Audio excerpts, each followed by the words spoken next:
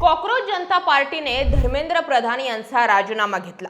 आता पुढची बारी गडकरींची। इंस्टाग्रामवर E20 जनता पार्टीची स्थापना झाली आहे आणि रातोरात 1,76,000 फॉलोअर्स देखील झालेत आणि त्यामुळे ज्यावेळी जंतर मंतरवर धर्मेंद्र प्रधान यांच्या राजीनाम्याची मागणी होत होती त्याच वेळी लोक कमेंटमध्ये आता पुढचा नंबर इथेनॉल वाल्यांचा आहे असं सांगून गडकरींना आधी सावध करत होते। धर्मेंद्र प्रधान यांच्या राजीनाम्याने आंदोलनातून पडलेली ठिणगी आता सोशल मीडियावर नितीन गडकरींच्या इथेनॉल पॅटर्नपर्यंत पोहोचली आहे। सोशल मीडियावर नेटिझन्स विजयाचा आनंद उत्सव साजरा करत असतानाच दुसरीकडे गडकरींना मोठ्या प्रमाणावरती ट्रोलही करतात। धर्मेंद्र प्रधान यांच्या या एका राजीनाम्याने लोकशाही धोक्यात आली आहे असं म्हणत खांदे टाकणाऱ्या लोकांमध्ये नव्या ऊर्जेचा संचार झाला।